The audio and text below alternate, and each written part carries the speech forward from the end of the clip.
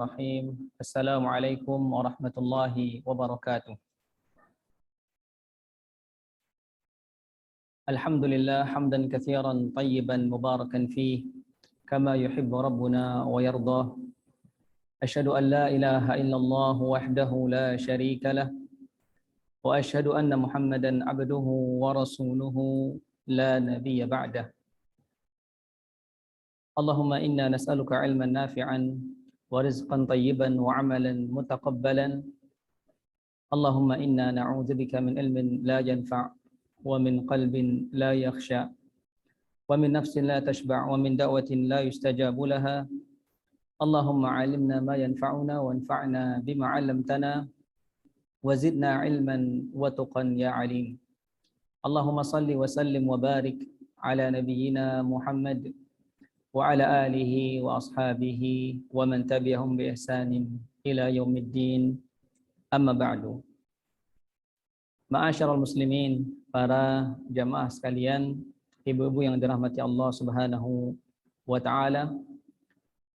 Alhamdulillah, kita bersyukur kepada Allah Subhanahu wa taala di mana pada pagi hari ini insyaallah taala dengan nikmat Allah Subhanahu wa taala kita akan membahas atau mempelajari ayat-ayat Allah Subhanahu wa taala dan juga hadis-hadis Nabi sallallahu alaihi wasallam. Begitu pula salawat dan salam semoga senantiasa tercurahkan kepada Nabi kita yang mulia Nabi Muhammad sallallahu alaihi wasallam, juga kepada para keluarga dan juga orang-orang yang mengikutinya hingga hari kiamat kelak. Ma'asyiral muslimin, para jamaah sekalian, ibu-ibu yang dirahmati Allah Subhanahu wa taala. Pada pagi hari ini tema pembahasan kita adalah berkaitan dengan amal soleh. Dan pada pembahasan kali ini kita tidak akan membahas amal soleh satu persatu. Karena sebagaimana yang kita ketahui bahwa amal soleh tentu berbagai macam bentuknya. Begitu banyak sekali amal soleh yang disyariatkan dalam agama kita. Baik amal soleh berupa ucapan, perbuatan, atau amalan hati dan yang lainnya. Maka pembahasan kita pada pagi hari ini bukanlah membahas satu persatu dari amal soleh tersebut. Namun kita akan membahas beberapa hal yang berkaitan dengan amal soleh secara garis besar insyaallah taala, yang mudah-mudahan Allah Subhanahu wa taala memberikan kita semua manfaat dari pertemuan pagi hari ini insyaallah taala. Yang pertama, ma'asyiral muslimin, para jamaah sekalian, ibu-ibu yang dirahmati Allah Subhanahu wa taala, kita akan membahas poin yang pertama, yaitu tentang kedudukan amal soleh atau pentingnya amal soleh dalam kehidupan manusia. Jadi poin yang pertama, kita akan membahas beberapa poin tentang amal soleh. Poin yang pertama adalah tentang bagaimana kedudukan amal soleh untuk manusia, atau bagaimana pentingnya amal soleh untuk kita semuanya. Maka ma'asyiral muslimin, para ummahat yang dimuliakan Allah Subhanahu wa taala, yang pertama dikatakan oleh para ulama, kenapa amal soleh merupakan hal yang sangat penting dalam kehidupan manusia, adalah karena amal soleh berkaitan erat dengan keimanan kita. Jadi yang pertama, alasan yang pertama, kenapa amal soleh merupakan hal yang sangat penting dalam kehidupan kita, adalah karena amal soleh berkaitan erat dengan keimanan kita. Karena ketahuilah ma'asyiral muslimin, para umat sekalian yang dimuliakan Allah Subhanahu wa taala, di dalam Al-Qur'an dikatakan oleh Asy-Syaikh Abdul Razzaq bin Abdul Muhsin Al-Badr hafizahullah taala, bahwa dalam Al-Qur'an itu Allah Subhanahu wa taala lebih dari 80 kali menyebutkan tentang amal soleh. Dalam Al-Quran, Allah Subhanahu wa Ta'ala menyebutkan lebih dari 80 kali tentang amal soleh, di mana 73 diantaranya Allah Subhanahu wa Ta'ala menyebutkan amal soleh digandengkan dengan keimanan. Jadi dalam Al-Quran itu ada 80 kali atau 80 lebih Allah Subhanahu wa Ta'ala menyebutkan amal soleh, di mana 73-nya Allah Subhanahu wa Ta'ala menggandengkan penyebutan amal soleh ini dengan keimanan. Baik dalam hal apapun, ketika Allah Subhanahu wa Ta'ala berbicara tentang surga, ketika Allah Subhanahu wa Ta'ala berbicara tentang keuntungan dunia dan akhirat, Allah Subhanahu wa Ta'ala sering sekali menggandengkan antara keimanan dengan amal soleh. Salah satu contohnya, sebagaimana mungkin yang kita hafal semua, dalam surat Al-Asr, Allah Subhanahu wa Ta'ala berfirman, wal 'asr, demi masa, demi waktu, innal insana lafi khusr, sesungguhnya semua manusia berada dalam kerugian. Kemudian kata Allah Subhanahu wa Ta'ala, illa, kecuali. Semua orang berada dalam kerugian kecuali ada yang enggak rugi. Siapa kata Allah Subhanahu wa Ta'ala? Illal ladzina amanu wa 'amilus shalihat wa tawasaw bil haqqi wa tawasaw bis sabr. Kecuali kata Allah Subhanahu wa Ta'ala yang tidak merugi adalah orang-orang yang beriman kemudian digandengkan dengan amal saleh. Illal ladzina amanu wa 'amilus shalihat. Kecuali orang-orang yang beriman dan beramal saleh. Wa tawasaw bil haqq wa tawasaw bis sabr, dan saling berwasiat tentang kebenaran dan saling berwasiat dengan kesabaran. Ini contoh bagaimana Allah Subhanahu wa Ta'ala ketika menyebutkan pengecualian orang-orang yang tidak merugi, Allah Subhanahu wa Ta'ala gandengkan keimanan dengan amal saleh.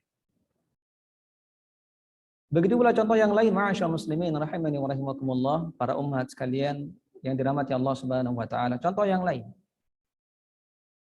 ketika Allah Subhanahu wa Ta'ala bercerita tentang kehidupan yang baik di dunia, dalam surat An-Nahl ayat ke-97, Allah Subhanahu wa Ta'ala mengatakan, man 'amila salihan min dzakarin aw untha wa huwa mu'min falanuhyiyannahu hayatan thayyibah.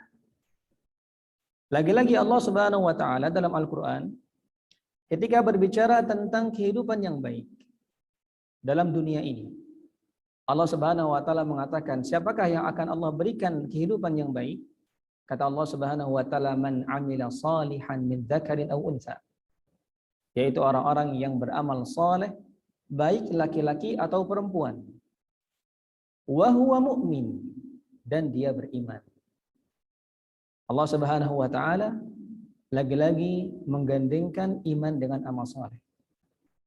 Jadi kata Allah Subhanahu wa Ta'ala, barang siapa yang beramal saleh, baik laki-laki ataupun perempuan, dan dia beriman, falanuhyiyannahu hayatan thayyibah, maka kami pasti akan memberikan kepadanya kehidupan yang baik. Begitu pula contoh yang lain lagi, ma'asyarul muslimin rahimani wa rahimakumullah, dalam surat Thaha di ayat ke-75, ketika Allah Subhanahu wa Ta'ala bercerita tentang siapakah orang-orang yang mendapatkan derajat yang tinggi di surga. Lagi-lagi Allah Subhanahu wa Ta'ala menggandengkan keimanan dengan amal saleh. Kata Allah Subhanahu wa Ta'ala, wa may ya'tihi mu'minan qad 'amila salihan fa ulaika lahumud darajatul 'ula.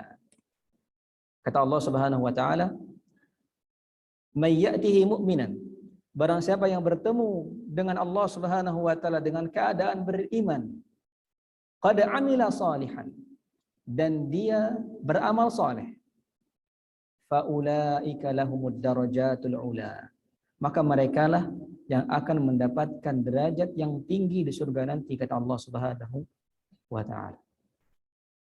Maka ini di antara contoh ayat-ayat dalam Al-Quran yang kita bisa melihatnya bagaimana Allah Subhanahu wa ta'ala seringkali memang menggandengkan amal soleh dengan keimanan ini.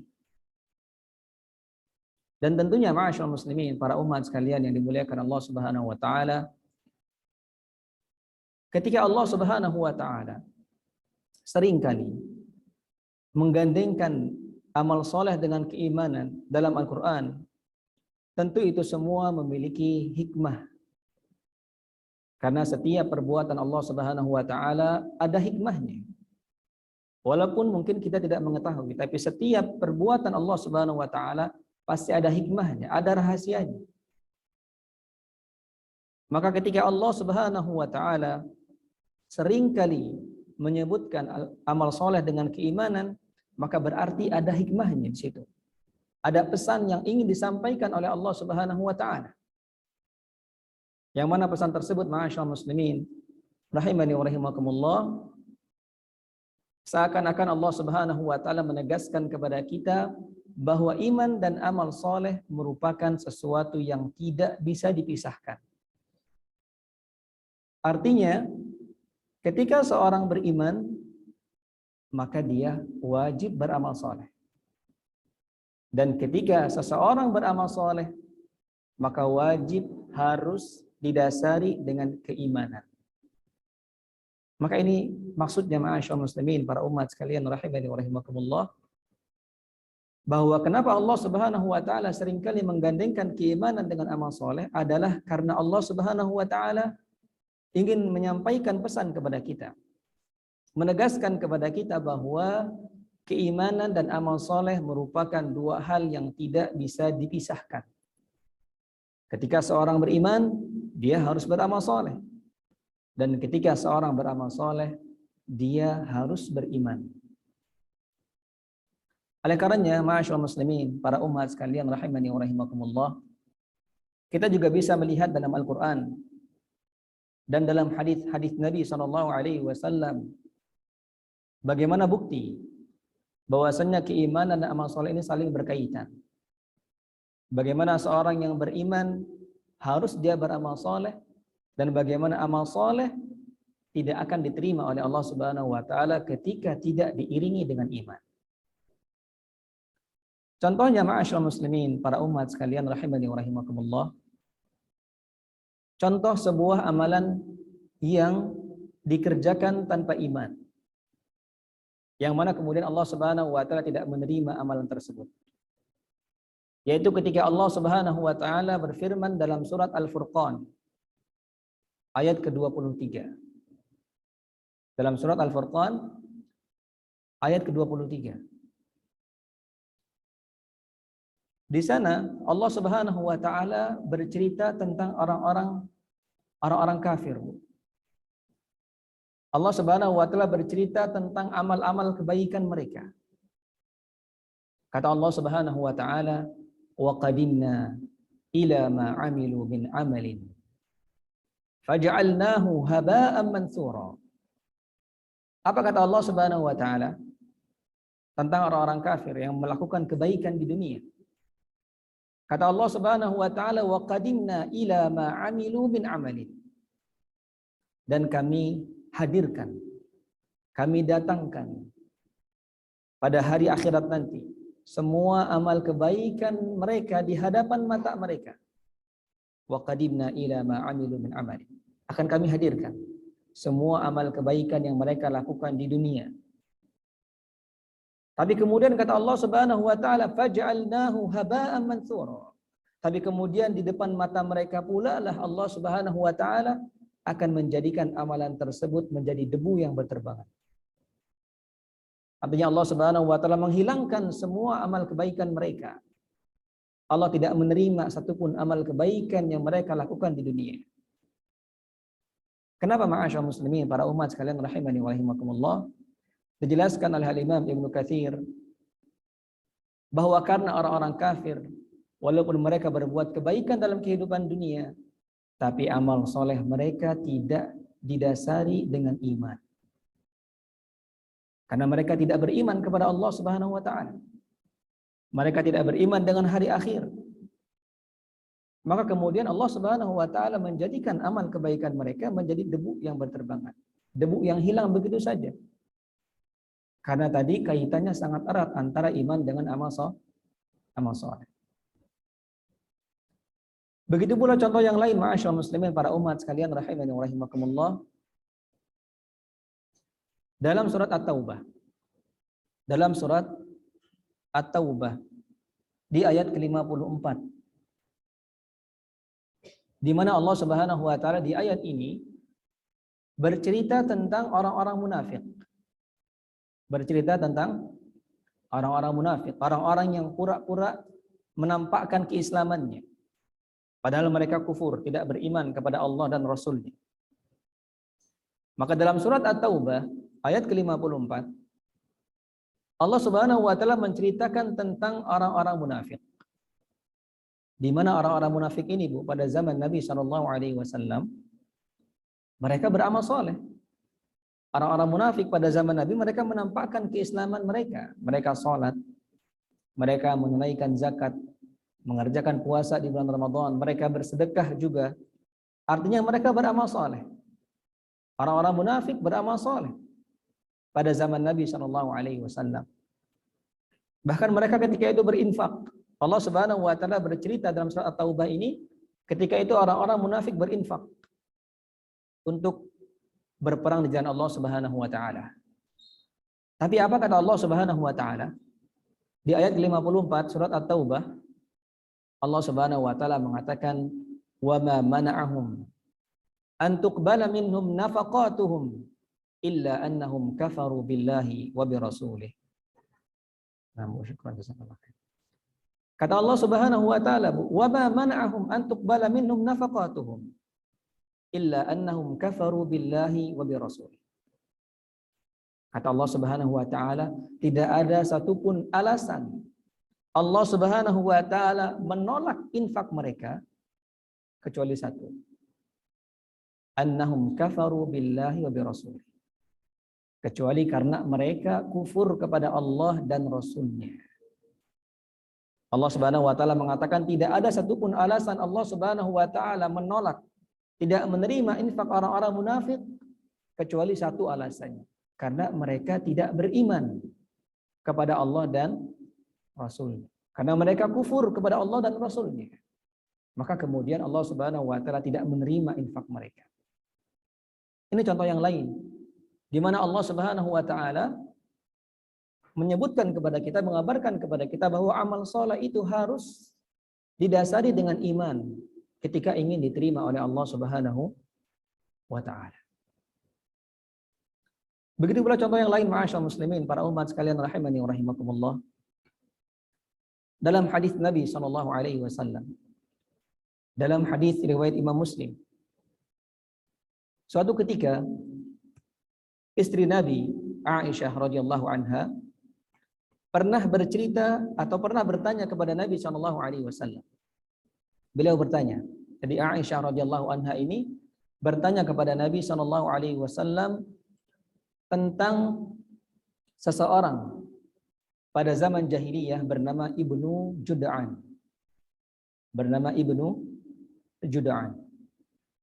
Jadi Aisyah radhiyallahu anha bertanya kepada Nabi SAW, "Ya Rasulullah, Ibnu Jud'an, bahwasanya Ibnu Jud'an pada masa jahiliyah kana yut'imul miskin wa yasilur rahim." Ibnu Jud'an ini adalah orang yang baik. Dia senantiasa memberikan makan kepada orang miskin. Dia senantiasa menyambung silaturahim. Tapi dia tidak berislam. Dia tidak beriman kepada Nabi SAW. Maka Aisyah radhiyallahu anha bertanya, "Fahal dzaka nafi'uhu?" Wahai Nabi SAW, Ibnu Jud'an ini orang yang baik. Sering bersedekah, memberikan makan orang miskin, menyambung silaturahim. Tapi dia tidak beriman. Fahal dzaka nafi'uhu? Apakah itu semua bermanfaat untuk dirinya nanti pada hari kiamat? Maka Nabi SAW mengatakan, la yanfa'uhu. Kata Nabi SAW, tidak wahai Aisyah, itu semua tidak akan bermanfaat baginya di hari akhir nanti. Maka ini ma'asyarul muslimin, para umat sekalian rahimani wa rahimakumullah, contoh-contoh yang bisa kita lihat baik dari Al-Qur'an ataupun hadis Nabi sallallahu alaihi wasallam yang membuktikan bahwa amal soleh jika ingin diterima oleh Allah Subhanahu wa taala sangat berkaitan erat dengan keimanan. Harus didasari dengan iman. Begitu pula sebaliknya ma'asyarul muslimin, para umat sekalian rahimani wa rahimakumullah, bahwasannya amal soleh tadi tidak diterima oleh Allah Subhanahu wa taala kecuali dengan iman, maka sebaliknya juga bahwa seorang yang beriman haruslah dia beramal soleh. Jadi saling berkaitan, saling timbal balik. Amal soleh akan diterima oleh Allah Subhanahu wa taala ketika diiringi dengan iman, begitupun keimanan seseorang itu akan benar-benar kokoh, akan benar-benar hakiki ketika dia iringi dengan amal soleh. Oleh karenanya ma'asyarul muslimin rahimani wa rahimakumullah, kita bisa lihat contohnya firman Allah Subhanahu wa taala dalam surat Al-Anfal. Dalam surat Al-Anfal di ayat kedua sampai keempat, di mana Allah Subhanahu wa taala dalam ayat itu bercerita tentang ciri-ciri orang yang betul-betul beriman. Jadi Allah Subhanahu wa taala dalam surat Al-Anfal ayat kedua sampai keempat itu menceritakan kepada kita tentang ciri-ciri orang-orang yang betul-betul beriman. Kata Allah Subhanahu wa taala, "Innamal mu'minun alladzina idza dzukirallahu wajilat qulubuhum." Pertama kata Allah Subhanahu wa taala, "Innamal mu'minuna alladzina idza dzukirallahu wajilat qulubuhum." Orang-orang yang beriman adalah orang-orang yang jika disebutkan nama Allah Subhanahu wa taala kepada mereka, wajilat qulubuhum, hati mereka bergetar. Takut kepada Allah Subhanahu wa taala. Wa idza tuliyat alaihim ayatuhu zadatuhum imana. Dan orang-orang yang beriman adalah orang-orang yang ketika dibacakan ayat-ayat Allah kepadanya, maka akan bertambahlah keimanannya. Walladzina yuqimuna as-salata wa mimma razaqnahum yunfiqun. Dan orang-orang yang beriman adalah orang-orang yang senantiasa mendirikan salat dan senantiasa mensedekahkan apa yang telah kami rizkikan kepada mereka. Kemudian di ayat yang keempatnya Allah Subhanahu wa taala mengatakan, ulaika humul mu'minuna haqqan. Mereka lah orang-orang yang betul-betul beriman. Jadi Allah Subhanahu wa taala mengatakan dalam surat Al-Anfal tadi bahwasanya orang-orang al-mu'minuna haqqan, orang-orang yang betul-betul beriman, di antaranya adalah walladzina yuqimuna shalah. Orang-orang yang beramal saleh, yaitu apa? Mendirikan salatnya. Wa mimma razaqnahum yunfiqun. Dan mereka menginfakkan harta yang kami berikan kepada mereka. Maka ini di antara bukti yang lain yang menunjukkan kepada kita bahwa tadi keimanan seseorang akan dikatakan seorang itu betul-betul beriman ketika dia kemudian beramal saleh. Oleh karenanya, ibu-ibu yang dirahmati Allah Subhanahu wa taala, alasan yang pertama, kenapa amal saleh merupakan hal yang sangat penting dalam kehidupan kita adalah karena amal saleh sangat berkaitan erat dengan keimanan. Karena Allah Subhanahu wa taala berkali-kali dalam Al-Qur'an menggandengkan iman dengan amal saleh. Yang artinya seseorang ketika dia beramal soleh, dia harus diiringi dengan iman. Dan sebaliknya ketika seorang beriman, wajib baginya untuk beramal soleh. Dan kita semua di sini ma'asyarul muslimin, para umat sekalian rahimani wa rahimakumullah, mengaku beriman kepada Allah Subhanahu wa taala. Insyaallah kita beriman kepada Allah Subhanahu wa taala juga Rasulnya sallallahu alaihi wasallam. Maka berarti wajib bagi kita untuk beramal soleh. Wajib bagi kita untuk beramal saleh. Ini alasan yang pertama. Kemudian alasan yang kedua, kenapa kemudian kita penting sekali untuk beramal saleh? Kenapa amal saleh ini merupakan hal yang sangat penting bagi kehidupan manusia?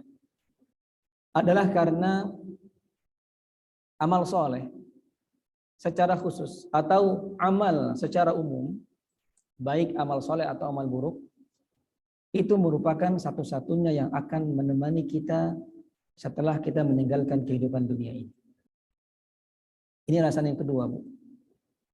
Jadi kenapa kita harus beramal soleh? Penting bagi kita beramal soleh adalah karena amal soleh secara khusus atau amal secara umum merupakan satu-satunya hal yang akan menemani kita setelah kita meninggalkan kehidupan dunia ini. Merupakan satu-satunya yang akan kita bawa setelah kita meninggalkan kehidupan dunia ini. Nabi SAW pernah bersabda dalam sebuah hadis riwayat Bukhari Muslim.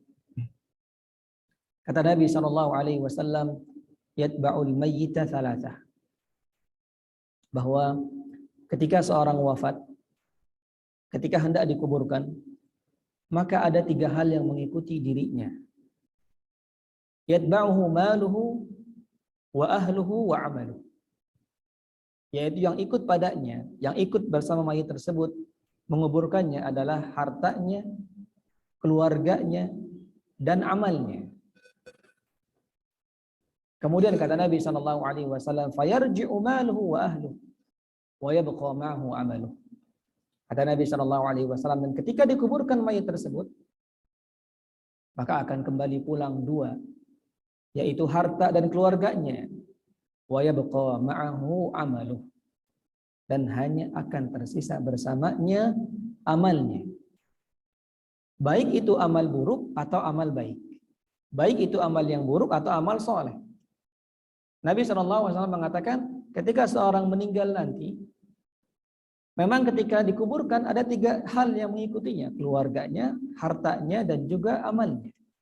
Tapi setelah dikuburkan, kata Nabi SAW, hanya akan tersisa amalnya.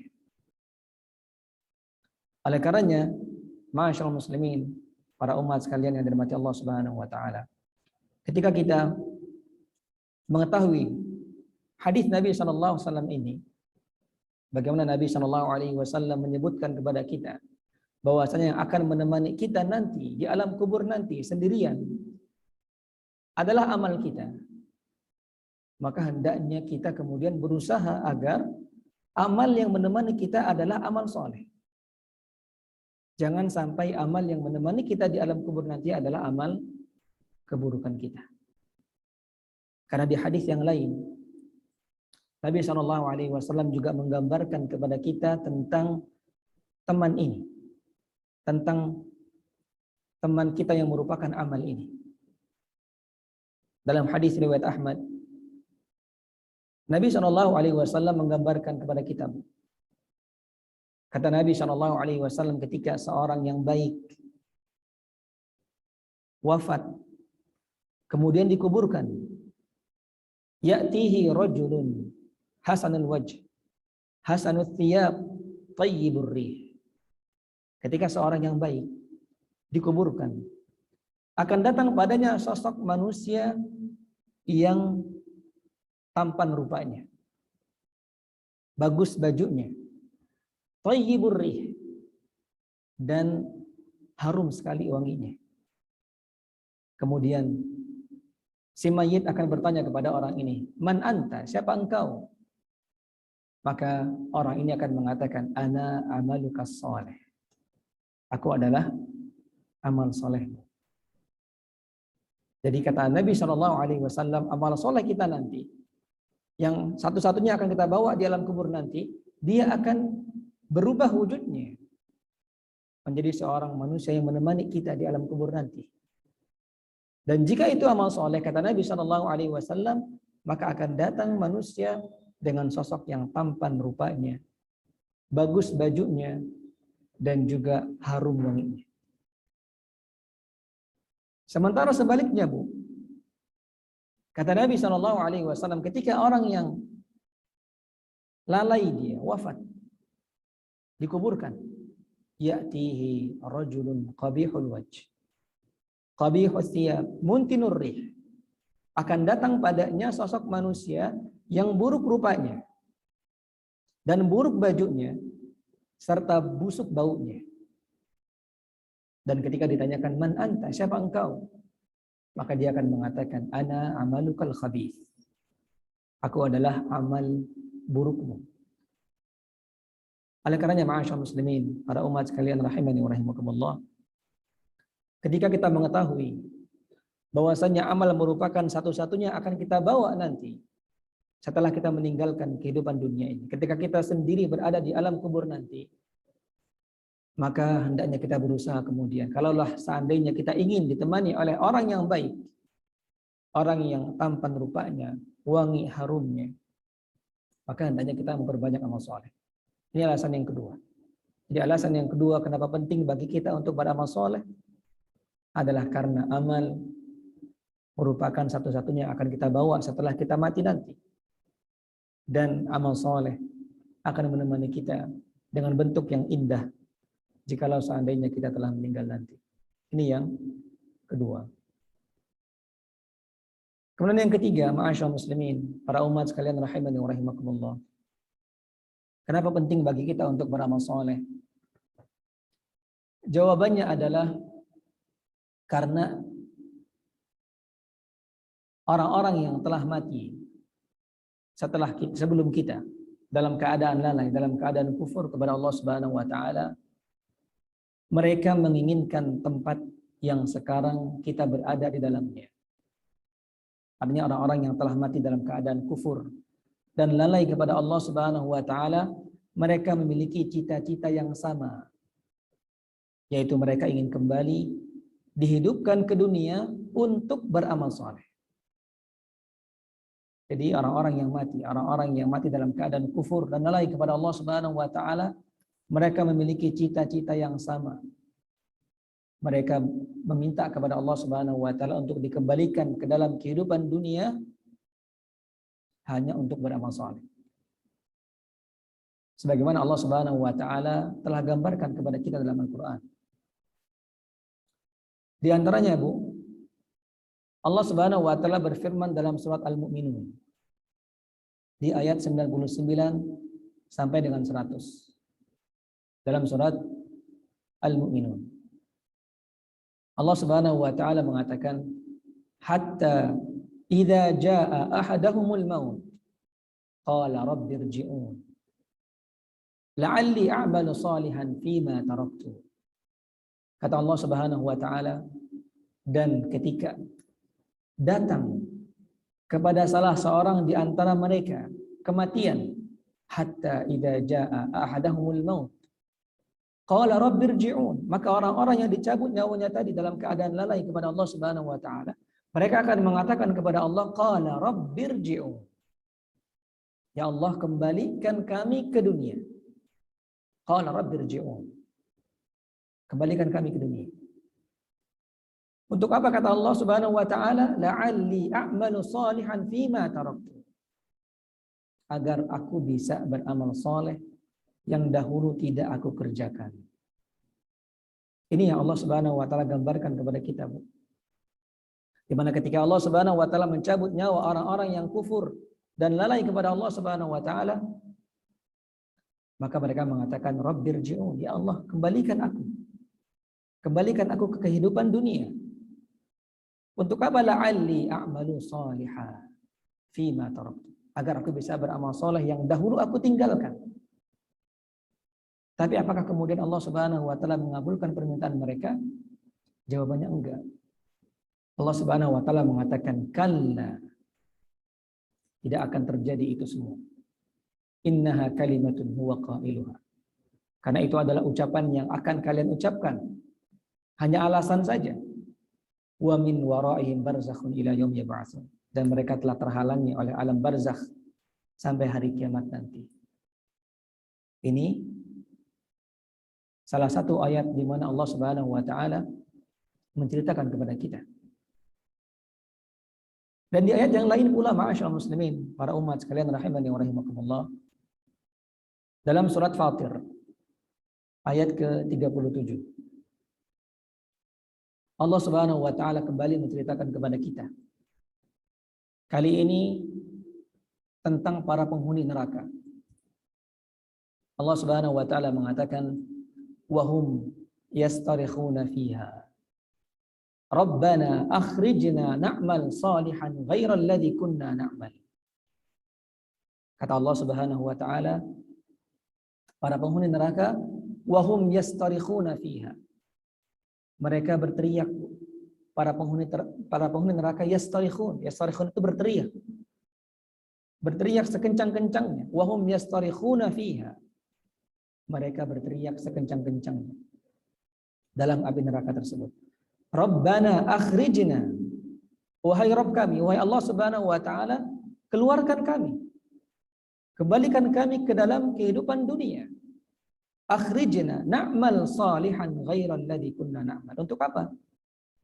Agar kami beramal soleh yang dahulu tidak kami kerjakan. Sama Bu ya. Sama permintaan mereka dengan apa yang Allah gambarkan dalam surat Al-Mu'minun tadi. Lagi-lagi apa yang diminta oleh orang-orang yang mati dalam keadaan kufur dan lalai kepada Allah Subhanahu wa taala, sama mereka minta dikembalikan ke dalam kehidupan dunia. Untuk apa? Untuk beramal soleh. Tapi lagi-lagi sama juga Allah Subhanahu wa taala tidak mengabulkan permintaan mereka. Bahkan dalam surat Fatir ini Allah Subhanahu wa taala mengatakan awalam nu'ammirkum. Allah Subhanahu wa taala mengatakan, bukankah aku telah memberikan umur kepada kalian? Awalam nu'ammirkum. Ma yatadakkaru fihi man tadakkar. Di mana di sepanjang umur kalian bisa berpikir, kata Allah Subhanahu wa taala. Awalam nu'ammirkum ma yatadakkaru fihi man tadakkar wa ja'akumun nadhir. Bahkan tidak hanya aku berikan umur kepada kalian, tapi telah datang kepada kalian pemberi peringatan. Allah Subhanahu wa taala sudah mengutus rasul. Allah Subhanahu wa taala sudah menurunkan Al-Qur'an. Maka ini semua pemberi peringatan kepada kita. Maka Allah Subhanahu wa taala tidak mengabulkan permintaan mereka. Awalam nu'ammirkum. Bahkan Allah mengatakan, bukankah aku telah berikan kesempatan umur kepada kalian? Yang kalian bisa berpikir di sepanjang umur kalian tersebut. Bahkan telah datang kepada kalian memberi peringatan. Maka ini alasan yang ketiga, ma'asyarul muslimin. Ummahat sekalian rahimani wa rahimakumullah. Kenapa penting bagi kita untuk beramal soleh? Adalah karena kita sekarang masih memiliki kesempatan. Kita masih memiliki kesempatan itu untuk kita beramal soleh. Dan Allah Subhanahu wa taala telah memberikan peringatan kepada kita dalam Al-Qur'an. Allah Subhanahu wa taala sudah kabarkan kepada kita bagaimana keadaan orang-orang tadi. Jangan sampai kemudian kita menyesal. Setelah meninggalkan kehidupan dunia, barulah kemudian kita menyesal. Meminta dikembalikan ke dunia untuk beramal soleh. Tapi tentu Allah Subhanahu wa taala tidak akan mengabulkan permintaan tersebut. Maka ini 3 alasan penting, ma'asyarul muslimin rahimani wa rahimakumullah. Mengapa penting bagi kita untuk beramal soleh? Jadi yang pertama adalah tadi karena amal soleh erat kaitannya dengan iman. Ketika seorang beriman, wajib dia beramal soleh. Dan ketika dia seorang beramal soleh, ketika ingin diterima oleh Allah Subhanahu wa taala, wajib diiringi dengan iman. Yang kedua, karena amal soleh secara khusus merupakan satu-satunya yang akan menemani kita setelah kita meninggalkan kehidupan dunia ini. Dan yang ketiga adalah karena kita masih memiliki kesempatan, di mana kesempatan ini sangat diinginkan oleh orang-orang yang telah mati dalam keadaan kufur dan lalai kepada Allah Subhanahu wa ta'ala. Kemudian berikutnya, ma'asyarul muslimin, para umat sekalian rahimani wa rahimakumullah. Poin yang kedua, setelah kita mengetahui kenapa amal soleh merupakan hal yang sangat penting dalam kehidupan kita, maka mungkin barangkali kita bertanya, apa itu amal soleh? Apa itu amal soleh? Dan bagaimana saya beramal soleh? Maka jawabannya, ma'asyarul muslimin rahimani wa rahimakumullah, Asy-Syaikh Abdul Razzaq bin Abdul Muhsin Al-Badar mengatakan bahwa amal soleh merupakan, atau bahwasanya amal soleh adalah pengertian amal soleh adalah sebuah amalan yang dicintai oleh Allah dan Rasulnya Shallallahu Alaihi Wasallam dan diperintahkan oleh Allah dan Rasulnya Shallallahu Alaihi Wasallam. Jadi kalau kita bertanya apa itu amal soleh, maka amal soleh adalah setiap amalan yang dicintai oleh Allah Subhanahu Wa Taala dan juga Rasulnya Shallallahu Alaihi Wasallam, yang mana diperintahkan kemudian oleh Allah dan Rasulnya Sallallahu Alaihi Wasallam.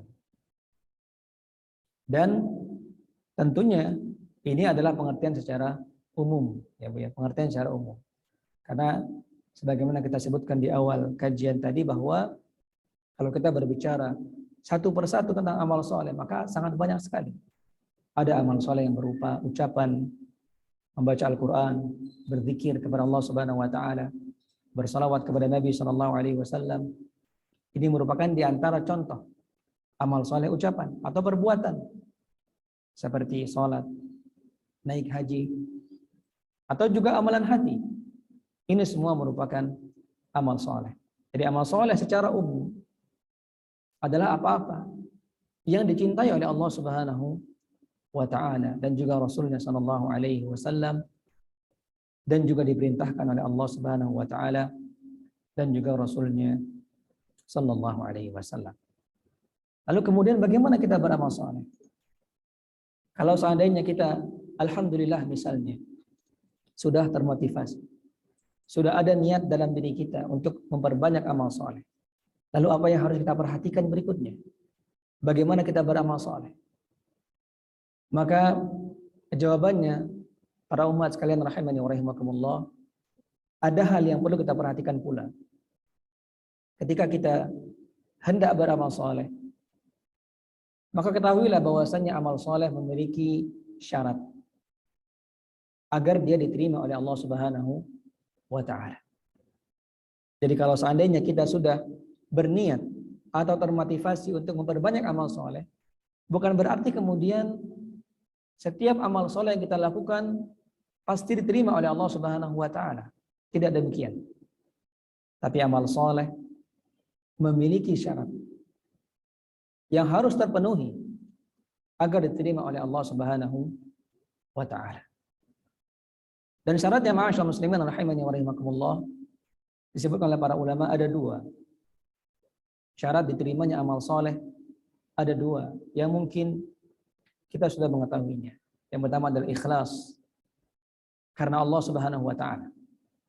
Hendaknya kita mengerjakan amal soleh untuk Allah Subhanahu Wa Taala, bukan riya, ingin dilihat, bukan sum'ah, ingin didengar, tapi harus ikhlas karena Allah Subhanahu Wa Taala. Dan yang kedua, harus mutaba'ah, harus mengikuti contoh dari Nabi Sallallahu Alaihi Wasallam. Dan dua syarat ini, ma'asyarul muslimin, para umat sekalian yang dimuliakan Allah Subhanahu Wa Taala, diambil dari beberapa hadis tentunya. Yang pertama, syarat ikhlas dalam amal soleh itu berangkat dari hadis qudsi dalam hadis riwayat Muslim, di mana Allah Subhanahu Wa Taala mengatakan, "Man amila amalan asyraka fihi ma'i ghairi taraktuhu wa syirkah." Dalam hadis qudsi riwayat Imam Muslim, Allah Subhanahu Wa Taala mengatakan, barang siapa yang mengerjakan sebuah amalan asyraka fihi ma'i ghairi, di mana di dalam amal tersebut dia melakukan kesyirikan, menyekutukan Allah Subhanahu Wa Taala, tidak ikhlas karena Allah Subhanahu Wa Taala, taraktuhu wa syirkah.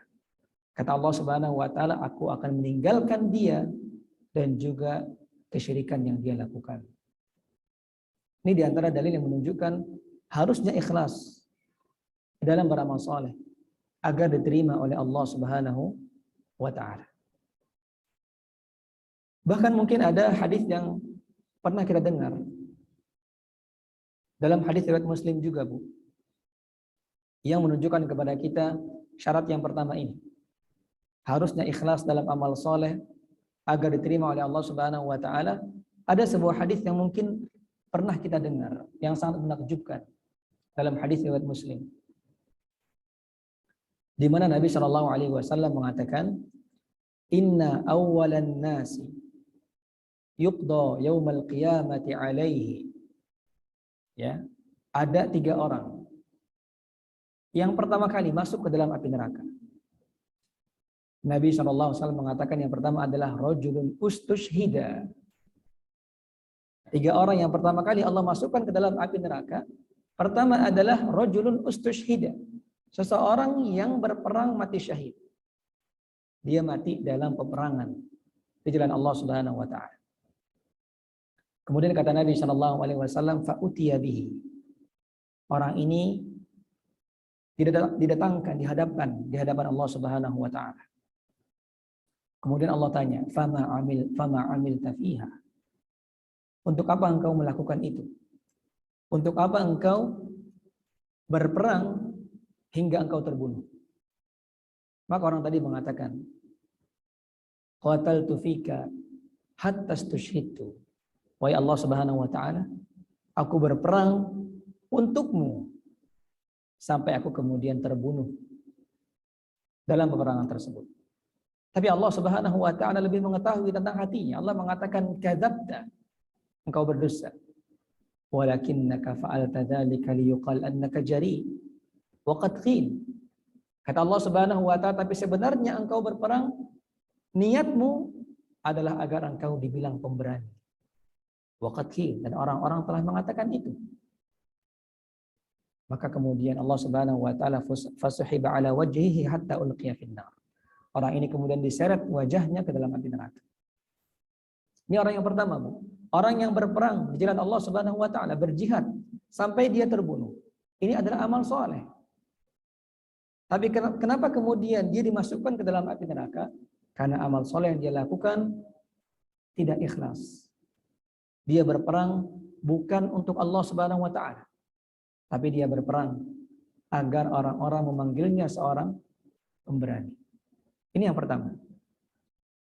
Yang kedua, kata Nabi SAW, orang yang dimasukkan ke dalam api neraka pertama kali adalah rajulun ta'allamal ilma wa 'allamahu wa qara'al Qur'an. Adalah orang yang belajar menuntut ilmu, kemudian mengajarkannya, dan dia membaca Al-Quran. Lagi-lagi amal soleh. Orang yang kedua, yang pertama kali Allah masukkan ke dalam api neraka, lagi-lagi adalah orang yang beramal soleh. Orang yang menuntut ilmu agama, dia mengajarkannya kepada orang, dan dia membaca Al-Quran. Ketika ditanya oleh Allah Subhanahu wa taala, dia mengatakan dia melakukannya karena Allah Subhanahu wa taala. Tapi lagi-lagi Allah Subhanahu wa taala mengatakan, kadzabta, engkau berdusta. Walakinnaka ta'allamtal ilma wa 'allamahu wa qara'tal Qur'an liyuqal annaka 'alim wa yuqal annaka qari. Kata Allah Subhanahu wa taala, karena engkau menuntut ilmu tersebut, mengajarkannya kepada orang, niatmu tidak ikhlas, tapi engkau ingin disebut seorang alim. Dan ketika engkau membaca Al-Quran, niatmu tidak ikhlas, engkau ingin disebut sebagai seorang qari. Tsumma umira bihi fasuhiba ala wajhihi atahul kayfin nar. Kata Nabi SAW, kemudian Allah seret wajahnya masuk ke dalam api neraka. Dan yang ketiga, ma'asyar muslimin, orang yang dimasukkan pertama kali ke dalam api neraka oleh Allah Subhanahu wa taala adalah orang yang Allah berikan keluasan rezeki, yang mana dia senantiasa berinfak. Dan ketika ditanyakan untuk apa engkau berinfak, dia mengatakan, aku berinfak untukmu wahai Allah Subhanahu wa taala. Tapi Allah lebih tahu, Allah mengatakan, kadzabta, engkau berdosa. Walakinnaka fa'alta dzalika liyuqal annaka jawwad. Tapi engkau melakukan itu karena engkau ingin dibilang seorang dermawan. Lagi-lagi kemudian dia diseret ke dalam api neraka. Maka ini ma'asyarul muslimin, para umat sekalian rahimani wa rahimakumullah, bukti yang lain dari hadis Nabi SAW dalam hadis riwayat Muslim, di mana ternyata amal soleh yang kita lakukan tidak serta-merta kemudian diterima oleh Allah Subhanahu wa taala, tapi harus terpenuhi syaratnya. Yang pertama adalah ikhlas karena Allah Subhanahu wa taala. Karena tadi betapa Betapa hebatnya amal soleh yang dilakukan oleh 3 orang tadi. Berjihad dengan Allah sampai syahid, menuntut ilmu, mengajarkannya kepada manusia, membaca Al-Quran, bersedekah dengan harta-hartanya. Ini merupakan amal soleh yang begitu besar. Tapi ketika dilakukan tidak ikhlas karena Allah Subhanahu wa taala, justru malah menjadi malapetaka bagi 3 orang tersebut. Maka syarat yang pertama adalah harus ikhlas. Amal soleh yang harus kita lakukan itu harus ikhlas karena Allah Subhanahu wa taala. Dan yang kedua, ma'asyarul muslimin, para umat sekalian rahimani wa rahimakumullah, adalah mutaba'ah. Harus sesuai dengan caranya Nabi sallallahu alaihi wasallam. Dan ini berangkat pula dari hadis Nabi sallallahu alaihi wasallam dalam hadis riwayat Muslim. Nabi sallallahu alaihi wasallam mengatakan, "Man 'amila 'amalan laisa 'alaihi amruna fahuwa raddun." Barang siapa yang mengerjakan sebuah amalan, tidak ada contohnya dari kami, tidak ada perintahnya dari kami, fahuwa raddun, maka amalan tersebut akan tertolak, kata Nabi sallallahu alaihi wasallam. Dan kita juga punya contoh yang menarik, Bu, dalam sebuah hadis tentang syarat yang kedua ini, tentang bagaimana harusnya kita beramal soleh sesuai dengan cara Nabi sallallahu alaihi wasallam.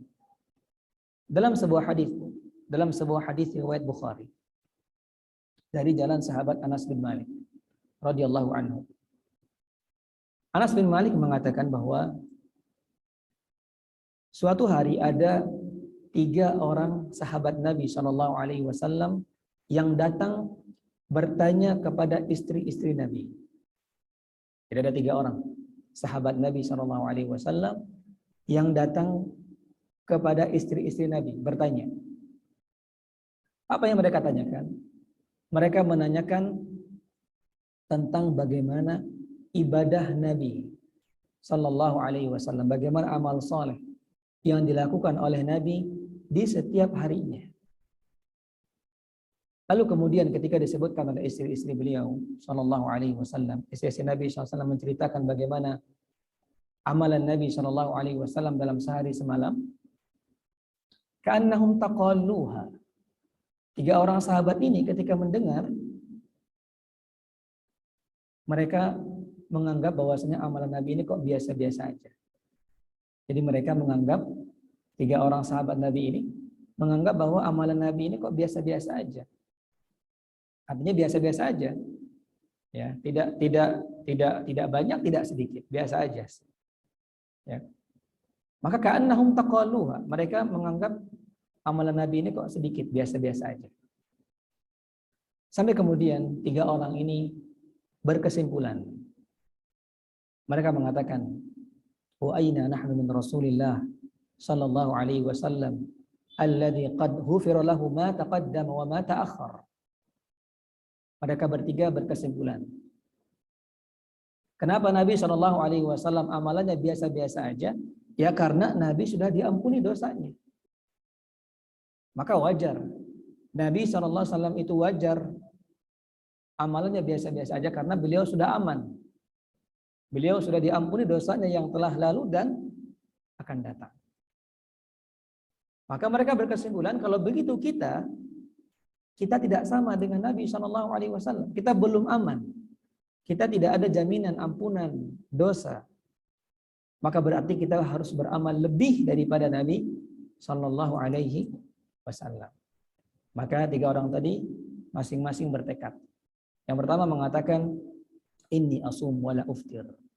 Yang pertama, sahabat yang pertama mengatakan, aku akan berpuasa tiap hari, tidak akan berbuka. Yang kedua mengatakan, usolli walam arqud. Aku akan sholat malam setiap malam dan tidak akan tidur. Dan yang ketiga mengatakan, wala atazawwajun nisa. Aku akan fokus beribadah dan tidak akan menikah sama sekali.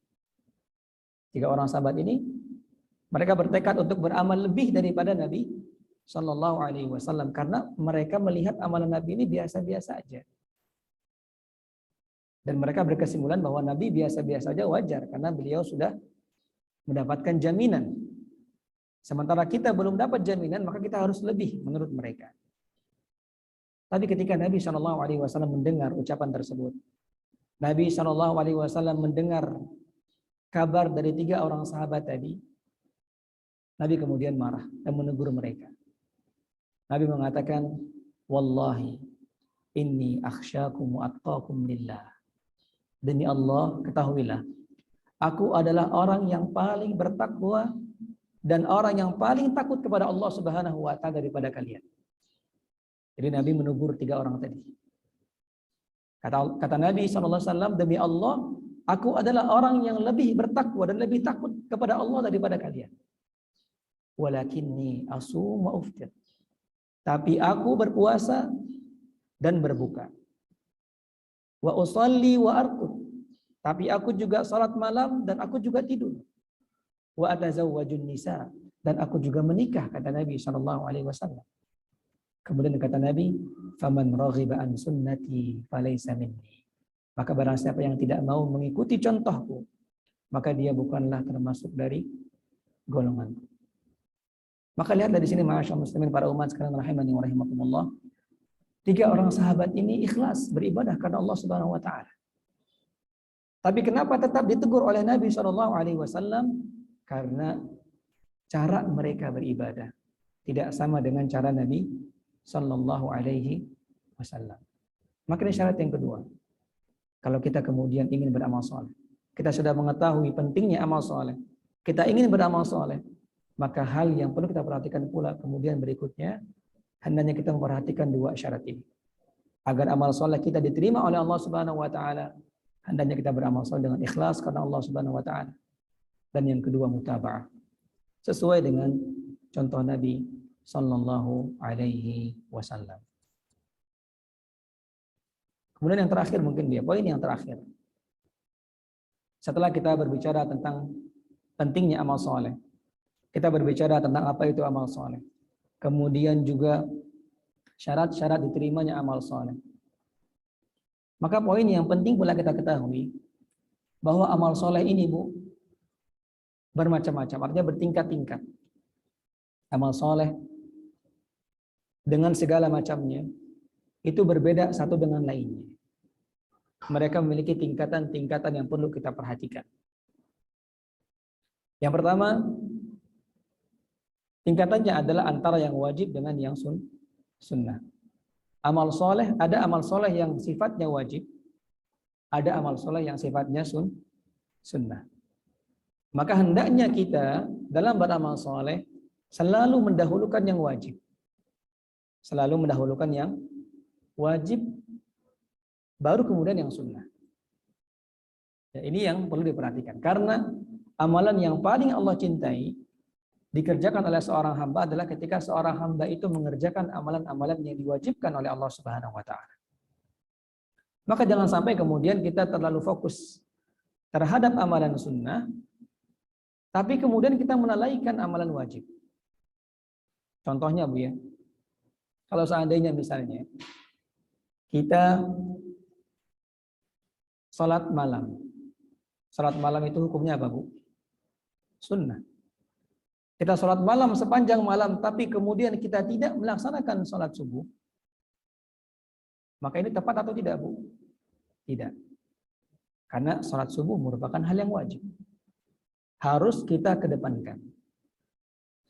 Bukan berarti kemudian memperbanyak amal sunnah itu buruk, bukan. Memperbanyak amal sunnah itu bagus, dianjurkan, dan banyak faedahnya. Tapi jangan sampai kita melupakan hal yang wajib. Itu yang pertama. Jadi amal soleh ini berbeda-beda, yang harus kita perhatikan adalah ada tingkatannya. Kita harus mendahulukan amalan yang wajib ketimbang amalan yang sunnah. Karena kadang ada sebagian di antara kita kaum muslimin yang terlalu semangat dalam sunnah tapi lupa, lalai dengan yang wajib. Semangat dengan yang sunnah, lupa, lalai dengan yang wajib. Seperti tadi, bagaimana banyak orang, misalnya ketika bulan Ramadan, banyak orang yang Masya Allah salat tarawih, alhamdulillah. Bahkan ada orang salat tarawih nggak pernah bolong, ya. Tapi ada sebagian kaum muslimin salat tarawih full tapi salat zuhur lewat. Maka ini merupakan hal yang kurang tepat.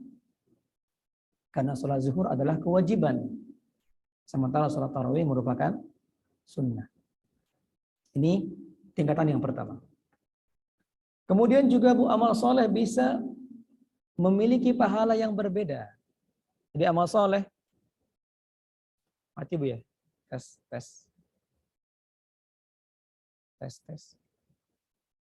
Kedengaran tidak Bu? Habis Bu.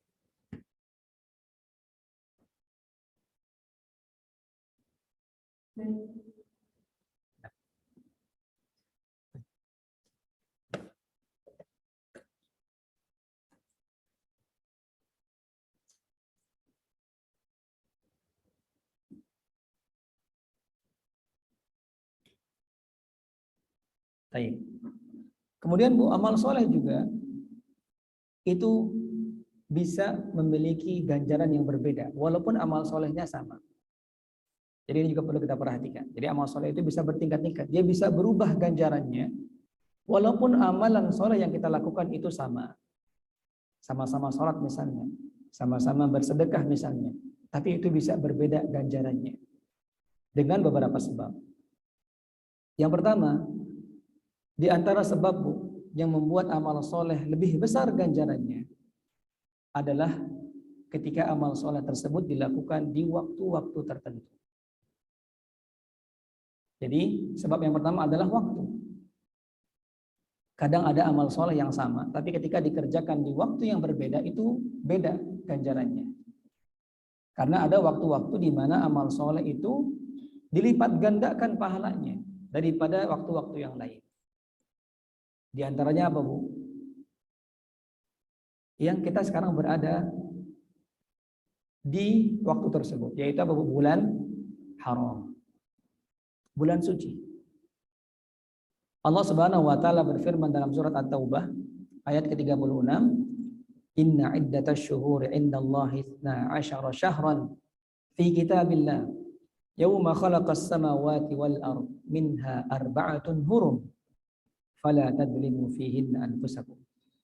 Kata Allah Subhanahu wa taala, sesungguhnya bilangan bulan di sisi Allah Subhanahu wa taala itu ada 12 bulan. Ketika Allah menciptakan langit dan bumi. Minha arba'atun hurum. Di antara 12 itu ada 4 bulan suci selain bulan Ramadan. Ada 4 bulan suci di antara 12 bulan tersebut. Fala tazlimu fihin anfusakum. Kata Allah Subhanahu wa taala, maka janganlah kalian berbuat dosa khususnya di bulan-bulan haram itu. Al-Imam Ibnu Katsir Bu, dalam tafsirnya menukilkan perkataan Ibnu Abbas radhiyallahu anhuma. Kata Ibnu Abbas, Allah Subhanahu wa taala mengatakan janganlah kalian berbuat maksiat di bulan-bulan itu khususnya, maksudnya adalah karena dosa lebih besar.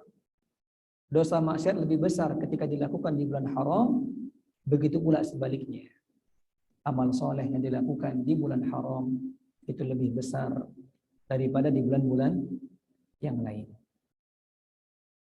Dan 4 bulan itu dijelaskan secara rinci lagi oleh Nabi SAW dalam hadisnya. Dalam hadis riwayat Bukhari Muslim, Nabi SAW menjelaskan 4 bulan ini, 4 bulan suci selain bulan Ramadan adalah thalathun mutawaliyah, 3 bulan berturut-turut. Zulqa'dah yang kita berada pada bulan ini, kemudian Zulhijjah, Muharram, 3 bulan berturut-turut. Wa Rajabun Mudhar, dan yang satu terpisah yaitu bulan Rajab. Maka ini di antara waktu, di antara waktu di mana amal soleh ketika dikerjakan pada waktu ini, insya Allah itu lebih besar pahalanya ketimbang di waktu-waktu yang lain. Walaupun sebenarnya Bu, perlu kita pahami adalah bahwa amal soleh pasti pahalanya besar.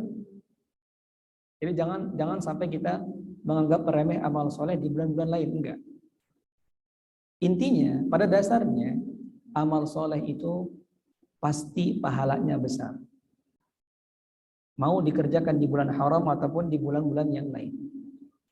Karena Allah Subhanahu wa taala mengatakan dalam surat Al-An'am, "Man jaa'a bil hasanah falahu 'asyru amsalihha." Bahwa amal soleh itu kalau dikerjakan itu ganjarannya 10 kali lipat minimal. Itu minimal. Gak ada amal soleh yang dibalas 1 banding 1, enggak ada. Allah Subhanahu wa taala mengatakan barang siapa yang mengerjakan kebaikan, barang siapa yang mengerjakan amal soleh, itu minimal balasannya 10 kali lipat. Itu minimal. Maka pada dasarnya intinya amal soleh ketika dilakukan kita beruntung, besar pahalanya. Namun ketika kita melakukan amal soleh di waktu-waktu tertentu, seperti contohnya bulan haram ini, maka insya Allah pahalanya lebih besar lagi. Akan diberikan oleh Allah Subhanahu wa ta'ala. Ini contohnya, Bu. Contoh amal soleh yang berlipat ganda pahalanya karena waktu. Di bulan haram. Terlebih nanti di 10 hari pertama bulan Zulhijjah. 10 hari pertama bulan Zulhijjah. Dan juga 10 hari terakhir bulan Ramadan. 10 hari pertama bulan Muharram. Kita memiliki 10 hari, ada 3, Bu, ya. 10 hari dalam Islam yang sangat dimuliakan adalah 10 hari pertama bulan Zulhijjah, 10 hari pertama bulan Muharram, dan 10 hari terakhir bulan Ramadan. Maka ini semua waktu-waktu yang di mana amal soleh yang dilakukan di dalamnya insya Allah lebih besar pahalanya ketimbang amal soleh yang dilakukan di bulan-bulan yang lain. Ini yang pertama. Yang kedua juga, Bu, bisa amal soleh ini berlipat ganda tergantung tempat. Contohnya apa, Bu?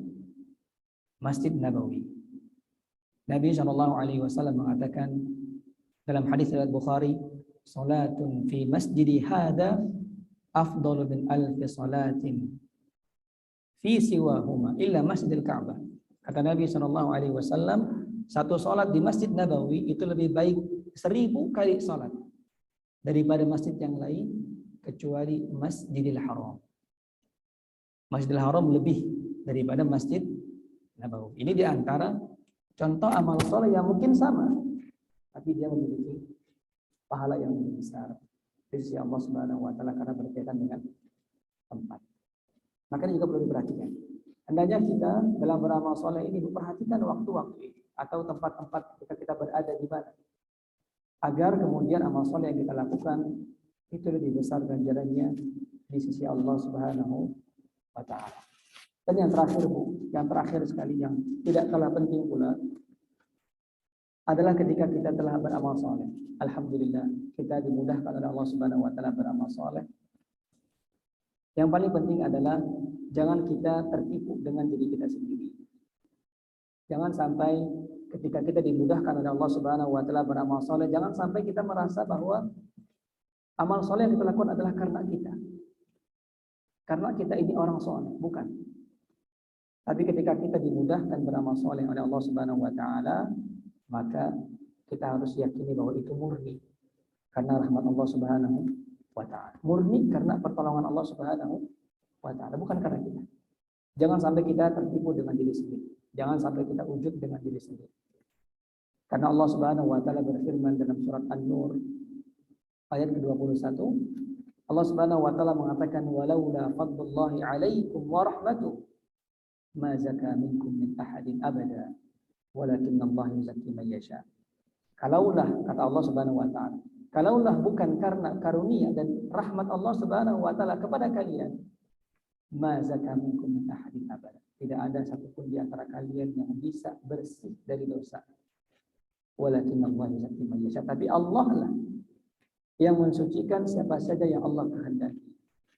Maka yang terakhir dari ma'asyar muslimin para umat sekalian rahimani wa rahimakumullah, setelah kita dimudahkan oleh Allah Subhanahu wa taala beramal saleh, maka perlu kita ingat, terus kita ingat, jangan sampai kemudian kita tertipu dengan diri sendiri. Tapi semua amal saleh yang kita lakukan murni karena pertolongan Allah Subhanahu wa taala. Demikian, wallahu a'lam bishawab. Jika ada pertanyaan silakan ditanyakan. Wallahu a'lam bishawab.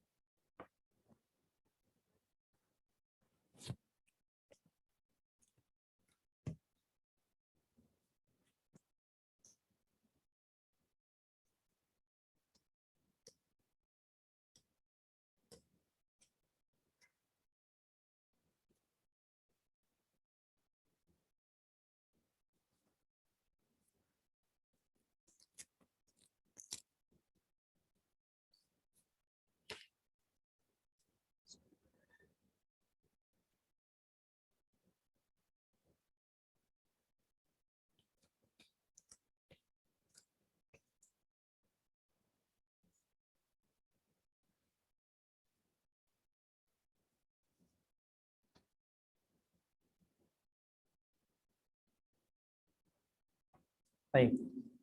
Ini banyak pertanyaannya Bu ya, tapi kita akan menjawab pertanyaan yang saya tahu saja. Selebihnya jika ada pertanyaan yang tidak terjawab, maka bisa Ibu tanyakan kepada Ustadz yang lain. Wallahu a'lam bishawab.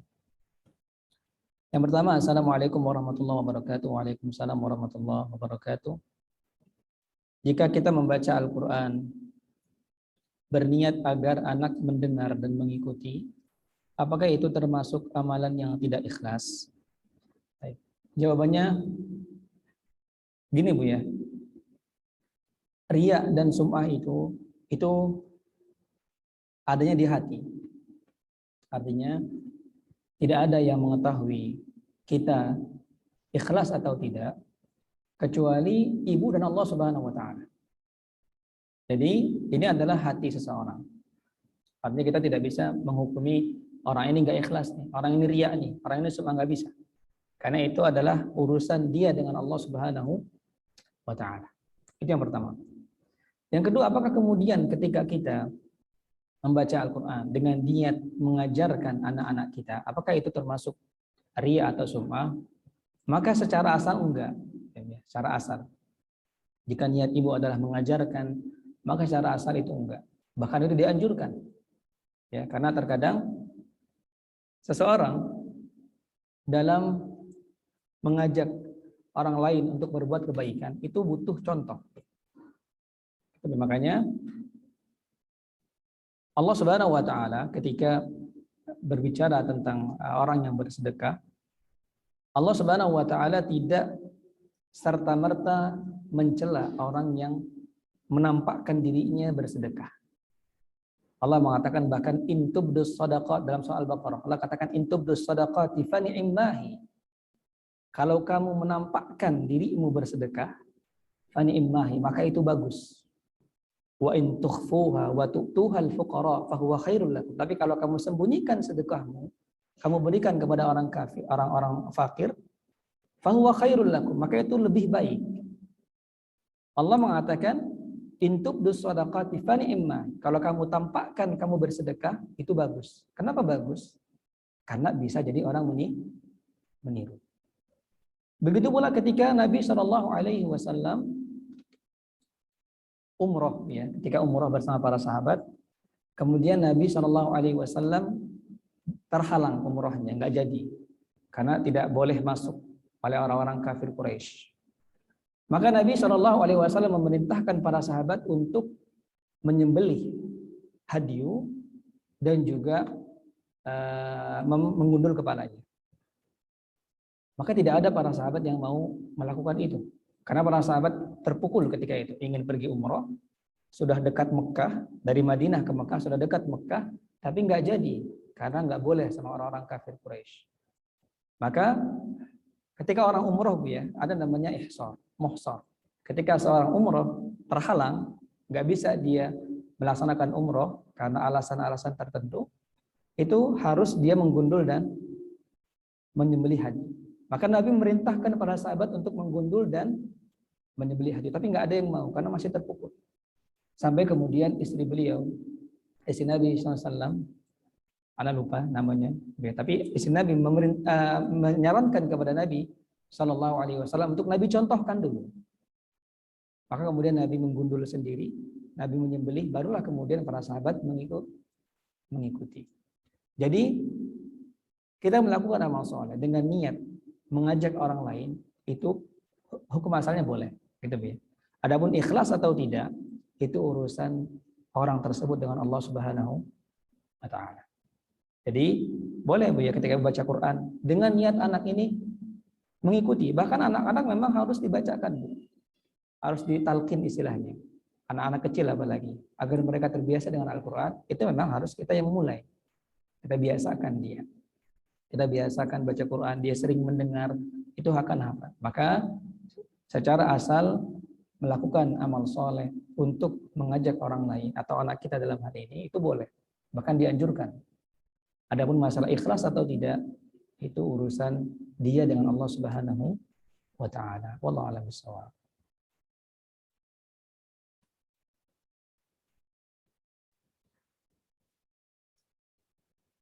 Baik.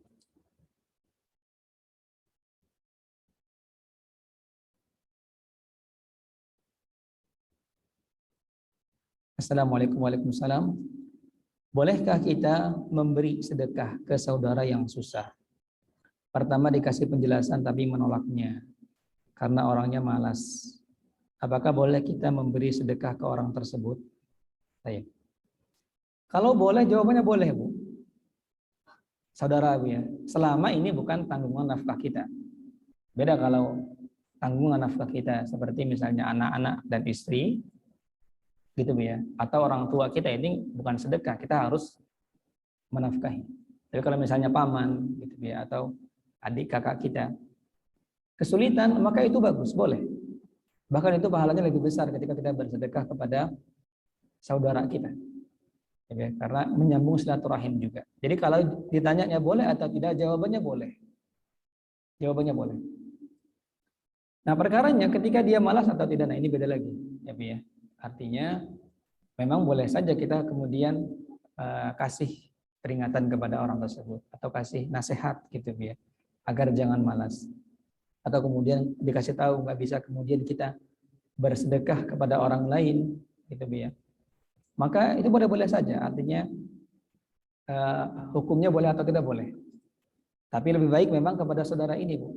Selama dia masih bisa dinasihati. Kalau dia malas gitu, nasihati terus.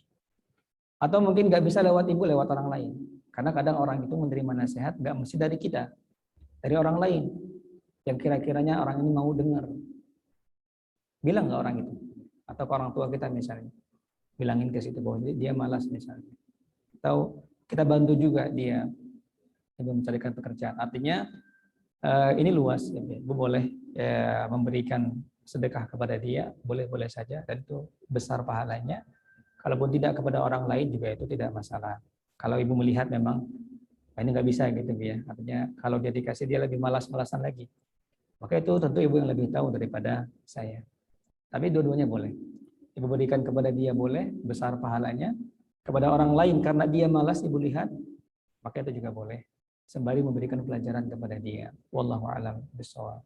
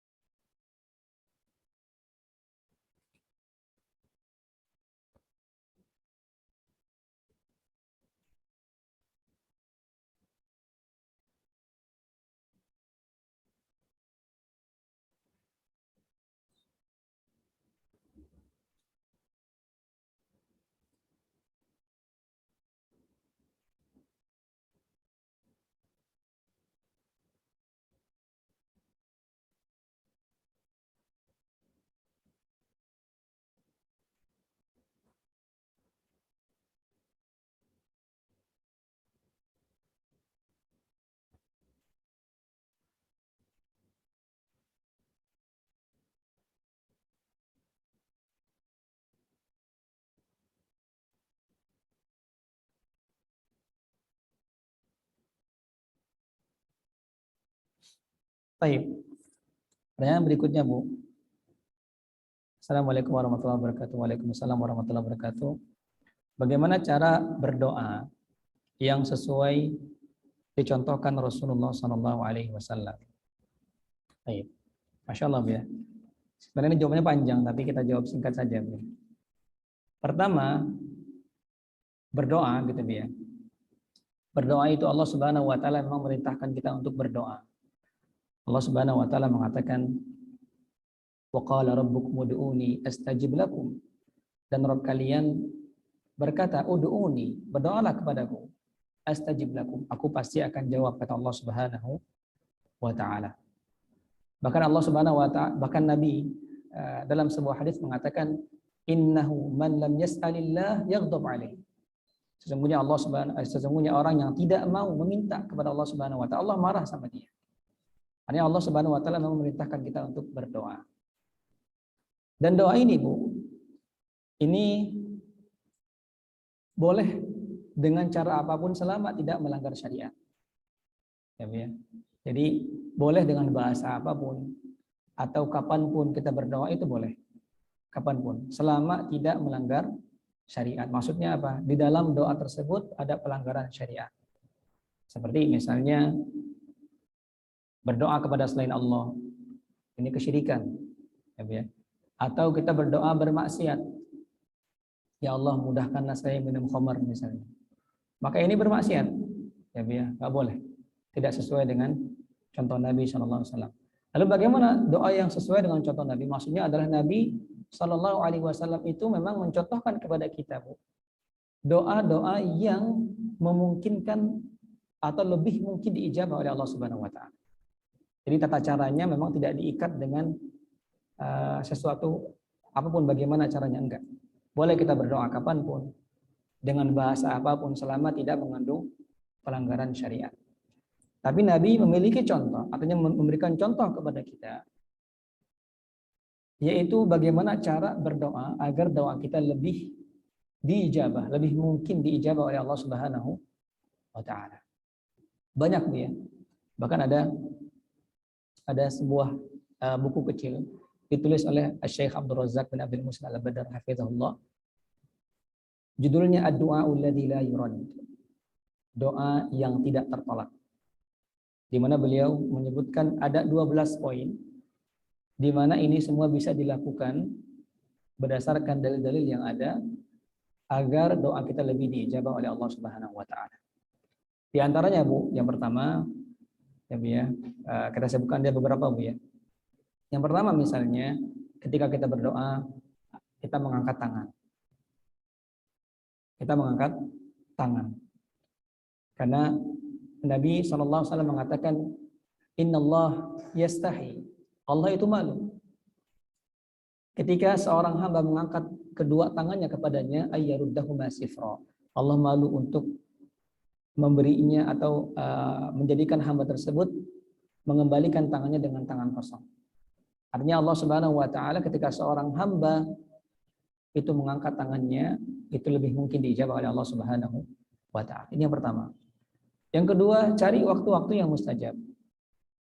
Waktu-waktu yang mustajab di antara azan dan iqamah, sepertiga malam terakhir, bahkan ketika turun hujan, ya, kemudian juga banyak, Bu, ya, ketika hari Jumat pada asar, setelah Jumat, maka itu di antara waktu yang mustajab. Cari, ya, ketika sujud dalam sholat itu berdoa kita.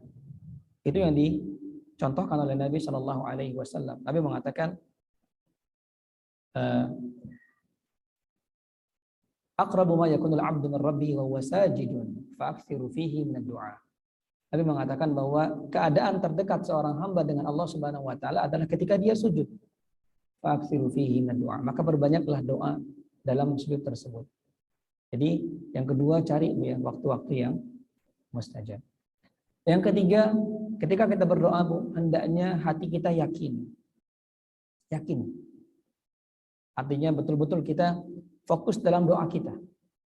Betul-betul kita meminta kepada Allah Subhanahu wa Ta'ala. Karena Nabi Shallallahu Alaihi Wasallam mengatakan dalam hadis riwayat Tirmidzi, "Ud'ullaha wa antum muqinuna bil ijabah." Berdoalah kalian kepada Allah dalam keadaan kalian itu yakin Allah akan jawab. Fa innallaha la yaqbalu du'aan min qalbin ghafilin lahin. Karena Allah tidak akan menerima doa yang dipanjatkan dengan hati yang lalai. Hati yang lalai, tidak fokus dalam doanya. Maka yang ketiga tadi adalah fokus, ya, dalam doa kita. Kita harus yakin Allah Subhanahu wa Ta'ala menjawab doa kita. Yang ketiga juga, Bu, ketika kita berdoa hendaknya kita mengucapkan nama-nama Allah Subhanahu wa Ta'ala. Mengucapkan nama-nama Allah Subhanahu wa Ta'ala sesuai dengan firman Allah Subhanahu wa Ta'ala. Allah berfirman, walillahil asmaul husna fad'uuhu biha. Allah Subhanahu wa Ta'ala memiliki nama-nama yang baik. Fad'uuhu biha. Maka berdoalah dengan itu, dengan nama-nama Allah tadi.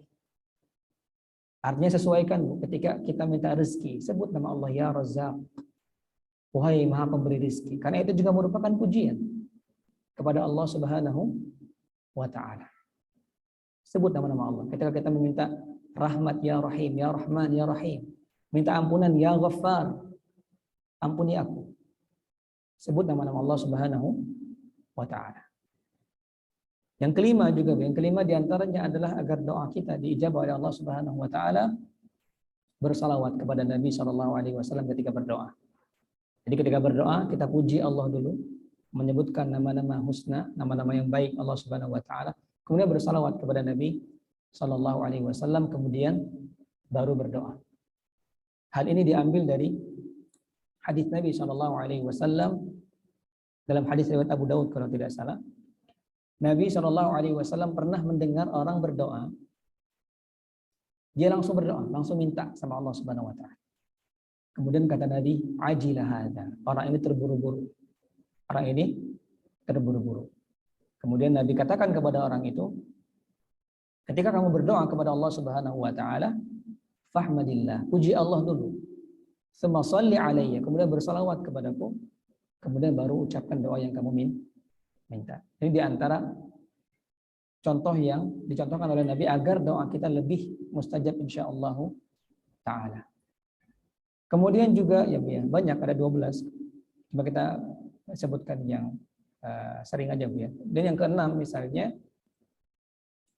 menjauhi rezeki yang haram, menjauhi harta haram. Menjauhi harta yang haram. Sebagaimana dalam sebuah hadis riwayat Muslim, Nabi Shallallahu alaihi wasallam pernah bercerita tentang orang yang berdoa kepada Allah Subhanahu wa taala. Orang dalam perjalanan safar, rambutnya kusut, mengangkat tangannya, asy'atha aghbara yamuddu yadayhi ila sama. Dia mengangkat tangannya orang ini, ya Rabb, ya Rabb. Berdoa kepada Allah Subhanahu wa taala. Tapi apa? Wa mat'amuhu haram. Ternyata makanannya haram. Wa mashrabuhu haram. Minum dia haram. Wa malbasuhu haram. Baju dia haram. Wa ghudhiya bil haram. Dia tumbuh dalam keadaan haram juga. Fa anna yustajabu lah, kata Nabi. Bagaimana mungkin Allah akan menjawab doa dia? Jadi ini ya 6 di antara 6 hal yang perlu kita perhatikan dalam berdoa. Dan itu ada banyak lagi, bisa Ibu lihat dalam buku kecilnya. Jadi 6 tadi, yang 7 bisa Ibu tulis juga secara ringkas. 7 misalnya berdoa dengan suara yang sopan, tidak berteriak. Berdoa dengan suara yang rendah, tidak berteriak. Ini yang ke-7. Ke-8 bersuci, ya, ketika berdoa wudu dulu kalau bisa. Yang ke-8 itu berdoa dalam keadaan bersuci. Yang ke-9 menghadap kiblat. Menghadap kiblat. Ini dicontohkan oleh Nabi Shallallahu alaihi wasallam ketika perang Badar. Ketika perang Badar. Ketika Nabi Shallallahu alaihi wasallam mengetahui jumlah kaum muslimin lebih sedikit daripada orang-orang musyrik, Nabi berdoa menghadap kiblat. Berdoa kepada Allah Subhanahu wa taala untuk memenangkan kaum muslimin di perang Badar ketika itu. Dan alhamdulillah menang, ya. Ketika itu kaum muslimin 300 orang, sementara orang-orang musyrik 1000 orang. Nabi berdoa menghadap kiblat. Itu yang ke-9. Yang ke-10 bersedekah, ya. Jadi di samping berdoa, kita juga bersedekah. Bersedekah karena dengan bersedekah kita bisa memadamkan amarah Allah Subhanahu wa taala. Ya. Nabi mengatakan inna sadaqatan fis sirri tudfi'u ghadabar rabb au kama qala. Bahwasanya bersedekah ya itu bisa memadamkan amarah Allah Subhanahu wa taala. Itu diantara ya hal-hal yang bisa kita lakukan yang diambil dari hadis-hadis Nabi sallallahu alaihi wasallam dalam berdoa agar mudah-mudahan Allah Subhanahu wa taala mengijabah doa kita. Lebih besar kemungkinan diijabah oleh Allah Subhanahu wa taala. Kemudian bagaimana cara bayar hutang yang lupa buat almarhum suami saya? Ibu tanyakan ya Bu ya. Ibu tanyakan kepada orang yang mungkin berhutang. Itu Bu ya. Jadi Ibu tanyakan saja. Atau Ibu umumkan siapa yang kiranya suami saya pernah berhutang. Karena hutang itu enggak jatuh gitu Bu ya. Sampai orang yang menghutangkan itu ikhlas. Jadi Ibu umumkan saja, Ibu tanya kepada orang itu. Kalau kemudian nanti orangnya bilang enggak, saya udah ikhlas, ya itu sudah aman. Tapi kalau kita enggak tahu, tanya semampu kita. Kalau kita betul-betul enggak bisa lagi, maka insya Allah Allah Subhanahu Wa Taala akan memberikan jalan keluar, ya Bu ya, atau memaafkannya insya Allah Taala. Yang penting tanya dulu, usaha dulu, tanya kepada orang-orang, hutang suami saya berapa dulu, tanya dulu, ya Bu ya. Kalau kemudian dia mengikhlaskan sudah. Kalau dia bilang segini bayar. Karena hutang, jadi itu merupakan hal yang sangat penting untuk dibayarkan. Wallahu a'lam bishawab.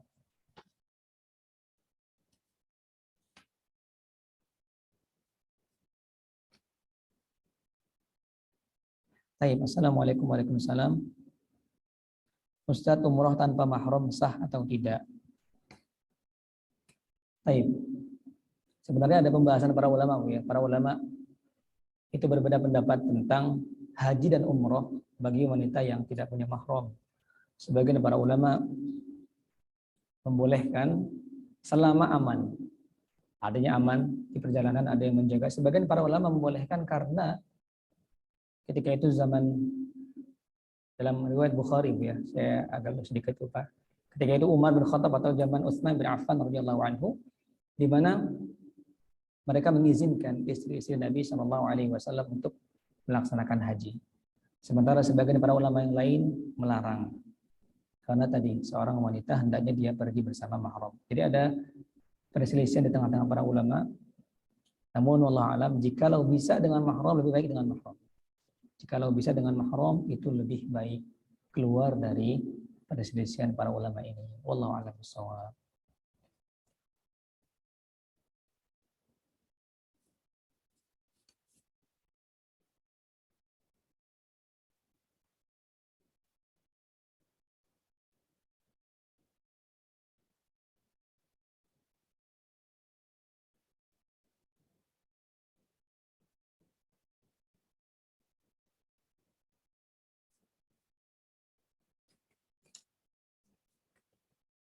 Ini sampai jam berapa, Bu, ya?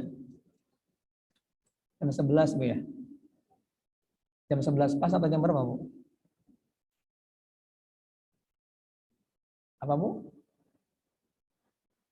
Oh, 11 pas.